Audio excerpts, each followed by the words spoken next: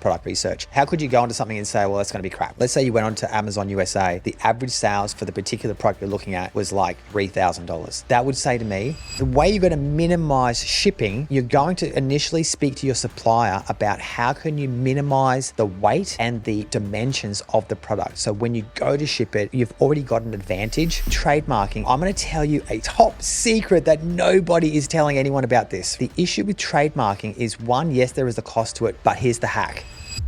I'm Matthew Fraser, and this is Amazon Ecom Secrets. I'll be sharing with you the secrets that helped me go from millions in debt to an 8-figure entrepreneur. If you're ready to escape the 9-to-5 and live life on your terms, let me show you the way. And in today's episode, we're going to be talking about how much does it actually cost to start an Amazon business. And this is probably a question that most beginners want to know about. I get this all the time. And I had a client the other day. We sat down and he said, Matthew, really, how much is it going to cost me to launch a product, to get this Amazon business going? And I said, well, look, let's step through the numbers and have a look, because every person is different. I know in my case, when I first started, it was in the vicinity, it was under 10,000 Australian dollars. And then on top of that, I paid for some stock. Yeah. And so people say, $10,000, that's a lot of money. Well, in this case, I don't think it was a lot of money, because I was actually designing my own product. Some people don't design their own product. And what does that mean? It means they'll actually go to somewhere like Alibaba, which is like a smorgasbord of products for that manufacturers showcase.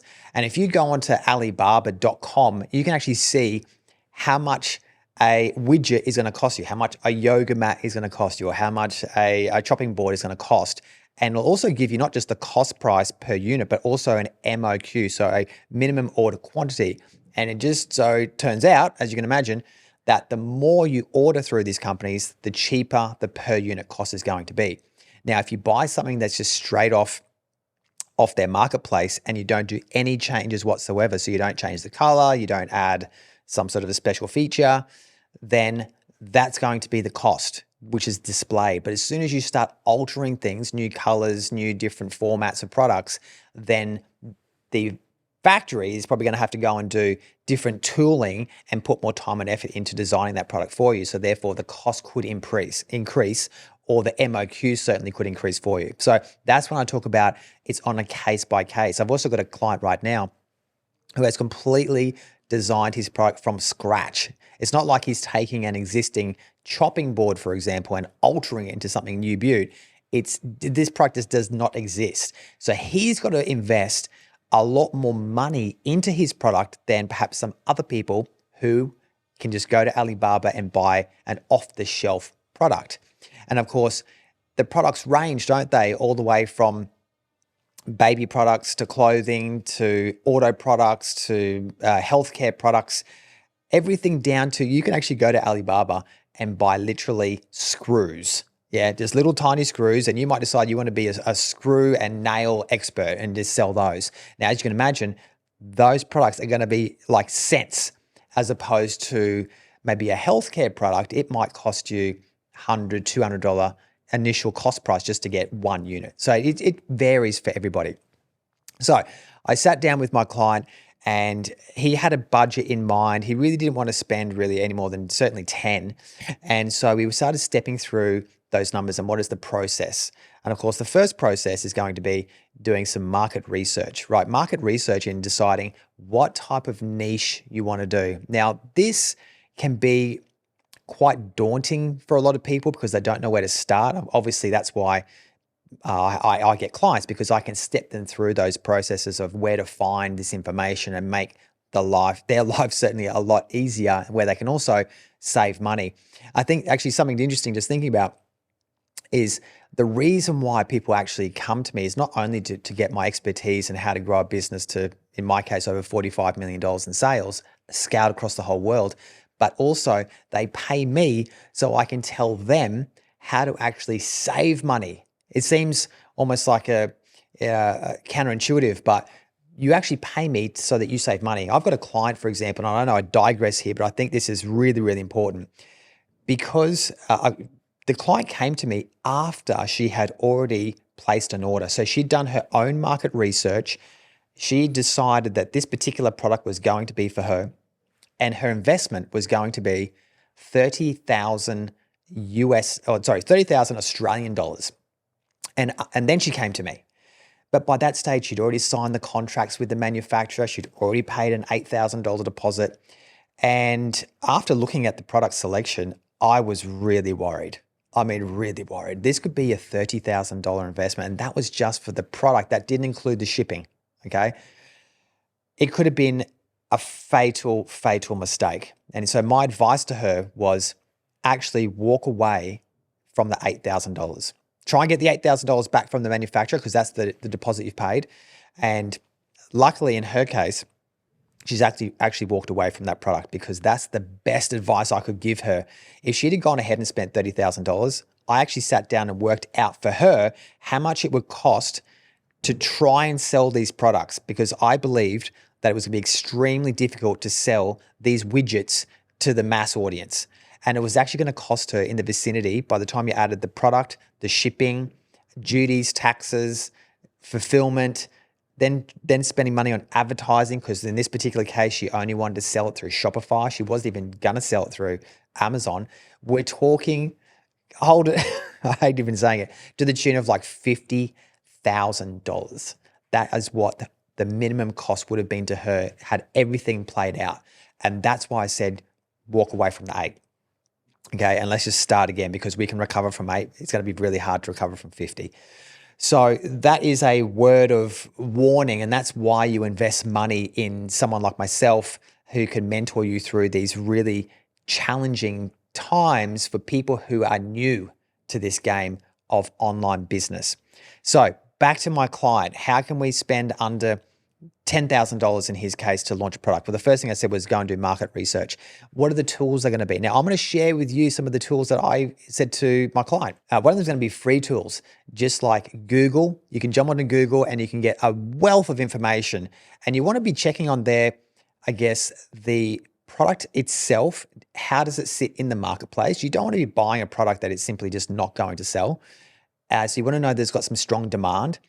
And the other thing though is there's other tools that you can use. And I use a tool called Zonguru. There's other tools out there as well, such as Helium 10 and others, where you can pay a very, very small subscription fee. Some of these types of tools even have free initial plans, so you can try before you buy. And these tools are incredible. You can go onto your Amazon marketplace with the tool that overlays over the top, and it will tell you the sales that every single product is selling for. So let's just say that you've decided that you want to sell yoga mats. You can go type in yoga mats on the Amazon marketplace.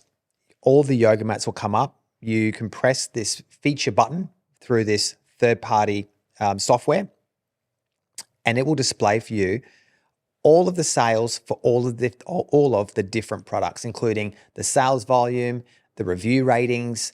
It'll also give you the averages. It'll tell you whether that niche is even a good niche to sell in based on a bunch of other key metrics. So that would be the first place that I would start to gather information, because if the metrics aren't good there, and what would be not good metrics? How could you go into something and say, well, that's going to be crap? Let's say you went onto Amazon USA and the metrics were the average sales for the particular product you're looking at was like $3,000. That would say to me, there is no demand for that product.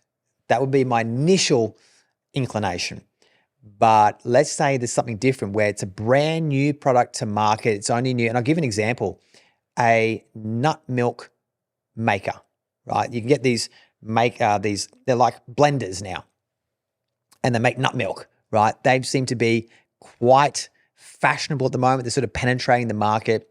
And if you start with something like that, you might find that the sales are minimal on the Amazon marketplace, but only because it's a new product to market. So you'd have to do some additional research to figure out, hey, is this going to be something where I'm new to market and the sales are going to grow? So talking about tools to do with market research, there are a number of tools, but let's talk about some free tools. Go to the marketplace itself. Now, I'm going to tell you a bit of a hack. Once you've actually nailed down the type of product you want, let's say you want to sell yoga mats. I actually go and buy some competitor yoga mats and have them delivered right to my house. Now, why would I do that? I want to know exactly how they're built, what sort of features come with the yoga mat, what sort of customer support comes along with the yoga mat, like a product insert, what are they saying in there? And I want to try and see if there's a way for me to improve my product based on the existing products. Another thing you can do without even buying the product is go to the Amazon reviews of the particular products in your niche, right? And start reading through all the reviews, especially the negative reviews. And what you might find is that there's an opportunity. We might say, oh, look, I really like black yoga mats, but I really wish it came in pink, right? There's your opportunity to capitalize on that market. So let's just say that you've decided that you want to do your own product in Amazon. And it might even be an off-the-shelf product in Amazon, but you want to put your own stamp on it. And by putting your own stamp on it, you're going to want to put your own brand on it, right? You're going to brand that product your own. And so what does that mean? It means creating your own logo, your own word. You might even go ahead and trademark that particular logo and word so that it's unique to you. Now, in doing so, that's going to come at a cost, right? But the cost could be advantageous for you, but I'm going to tell you a top secret that nobody is telling anyone about this, right? Now, what you'll find is that the issue with trademarking is, one, yes, there is a cost to it. And from memory, last time I trademarked, it's about $2,500–3,000 US, and it could take you up to 9 months to get that trademark fully approved. But here's the hack. If you go to particular websites and you type in trademarks for sale, or go to a company called flippa.com, that's FLIPPA, and hunt for trademarks for sale, you could potentially pick up a trademark for next to nothing, because there's going to be people out there who have trademarked brands who have just fallen out of love with their brand, and now it's just sitting there collecting dust. So you could potentially pay for that IP and secure that brand. So you're going to fast track now 9 months. Now, why is that important? Because when you go to Amazon, if you've got a trademark that you can put into brand registry, which is like a secure Amazon site to protect your brand against other people trying to steal your brand. But by doing that, you get a whole bunch of extra services from Amazon. For example, you can now use their A+ content. Now, that means that you can basically create essentially like a sales page website within Amazon. You can also take advantage of some of their special promotions, including getting reviews, which is like through their Vine program. So you can actually pay a small amount of money to have people give you reviews, because reviews on products equals more sales, which equals money. And the other thing is you can also get videos now added to your listing. If you don't have a trademark registered with brand registry, you cannot get videos with your listing. And videos are a really powerful tool to help you sell your product.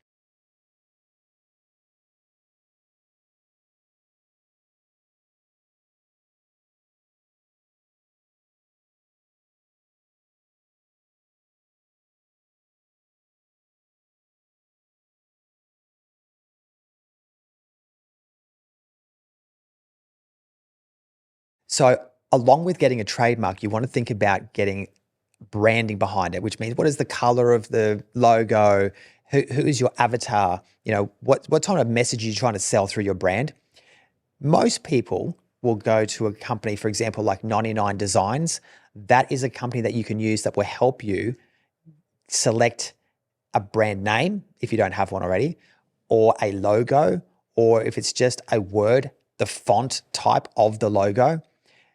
And my tip to you, because I fell into this trap, I got carried away with the whole thing, because when you go into these websites, they've got an entry-level program, and then they've got this really, really expensive one. And I got suckered into the expensive one. And I think maybe like over $1,000, $1,500 US to get their U-Butte program to help you design this amazing logo. But trust me, just go with the cheapest option they have, which might be in the vicinity of $200 or $300. And that will be suffice for you to get started. So remember that tip. Don't go for the large one. save the money, go for the cheapest option because they always deliver good results either way you go. So once we've been through the product research, we've got logos, we've got trademarks, we've secured the actual product itself, you're probably going to want to get product samples. Now, this is where a high cost can come into play. So we want to minimize this cost. And the reason why it can become expensive is because the manufacturers over in China will charge you, they're not going to charge you $1 per unit just to have a sample. What they tend to do is they charge you quite a large fee in the vicinity, maybe like $100 to get that product shipped out to you in Australia. And that's because they just don't want thousands of people ordering samples at like $1 each, even though perhaps you could buy that product for $1 to $5 from them, yeah, but only based on a large order. So if you're buying single units, you're going to have to pay. Now, how can you minimize that? One is try and get as much information from the supplier as possible, including photos, videos, written descriptions. Perhaps they even have that product that already exists in Australia that perhaps you could go and buy in an Australian retail store at maybe only cost $20 to buy retail, but you can check the quality of their manufacturing. That might be a good start. Now, if you've got, let's say, 20 different suppliers that you're talking to, you do not want to go and get 20 different samples. You can imagine that cost is going to add up. So that's why you want to try and streamline and filter out all the bad suppliers. And it might even be not even the photos of a product. It might be the fact that, hey, this supplier doesn't even respond to my emails, yeah, or they're responding, but they're not listening to my questions, or they can't answer my questions. Delete them, okay? Get them off the list. So you're gonna streamline the suppliers that you're looking at for your yoga mats, yeah, down to maybe 3. And then I would only, at the very end, once you've got all the photos and you're happy with the suppliers, then I would go ahead and order 1 or 2 samples from each supplier. Now, your question is going to be, Matt, why would I get 2 samples for if I can just get 1? Sometimes it might be wise to get 2 samples of the one product so you can compare the two. Just compare it from a manufacturing point of view, one to the other, and see if they're consistent in their manufacturing. But you only want to do that once you get to the end of the line. You've filtered out the supplies and you know that this is going to be a good supplier that you could potentially work with. Moving on to the next phase is going to be shipping. Now, shipping, it can cost a freaking fortune these days. And the way you're going to minimize shipping is obviously if you're going to send it by air freight is going to be way more expensive than sending it by sea. But you're going to initially speak to your supplier about how can you minimize the weight and the dimensions of the product. So when you go to ship it, you've already got an advantage. The other thing is it may be of the way the product is palletized on your pallets. There's going to be different dimensions. Ones will be cheaper than the others. Maybe you want to do co-shipping with other companies to minimize the footprint within your shipping container. So you're not just taking up a whole shipping container yourself, you're using up a part of another person's shipping container. That might be another option for you. The other thing is shipping your product directly to Australia first. Maybe Australia's cheaper. Maybe you want to test the product first in Australia before you test it in the US, because shipping to the US, again, is more expensive. So that's some things that you can look at to minimize shipping costs. But above all that, get multiple quotes. Do not go with the very first quote that you get, because you might find that the companies are going to offer different shipping rates. Now, something that does come up is, do manufacturers alter the quotated price of the goods on their invoices in order for you to save on taxes going into a particular country? That might come up for you, but I would be very, very wary about that, because it could just take one slip up. Next thing you know, you've got a black mark against your name. You're going to be under a lot of scrutiny now from customs on the importation country, and you just really don't want that. So I think don't try and sidestep the legalities, particularly when it comes to customs and taxes, because it really could backfire on you. Okay, the next step is going to be listing. You've now shipped your product all the way into the country, your destination country. Could be Australia, could be UK, could be Canada, could be USA. Most clients that I deal with are going to either be Australia or USA. USA being the biggest marketplace for Amazon in the world, and Australia being, well, we live in Australia. There could be some other opportunities that you might see in Australia. So when it comes to listing, there's a couple of things that you want to think about. One is going to be your images. The images are absolutely imperative when it comes to listing. And why is that? It's because the customer can't pick up the product. They're not going into the store and picking up and touching your product and sort of reading the labels and things like this. So that's why your images have to display the product in the best possible light. So don't skimp on photography or the amount of money that you're going to spend on someone helping you with doing images. What's so incredible right now is you've got AI. Now, if you don't know how to use AI tools to help with doing these images, you can outsource that to someone on like Fiverr. Now, I've got a client right now, for example, where they didn't want to spend the money. And I said, look, the images you've done, they're crap. We're going to have to go back now and we're going to optimize those images. And I showed him exactly the person and the way to actually find that person through Fiverr. Because the other thing I want to do, I guess, as a mentor is I don't want to just give the people the fish. I also want to show them how to fish, because the idea is I share all my knowledge with people so that they can go off and become an amazing Amazon Ecom seller themselves. I just don't want to hold all the information in my head, right? I want to give you the tools. And so by giving my client the tools, he was able to go and optimize his images and literally went from 0 sales one day, and then straight away, as soon as the images had changed, started making sales. That's how paramount the images are. Now, as far as cost, it was cheap as chips. I'm talking like $50 is all it took to use someone on Fiverr, because these guys, they're based in countries like Pakistan or India, so you can get exceptional value for money. And these guys who are in India and Pakistan, etc., they're bloody smart.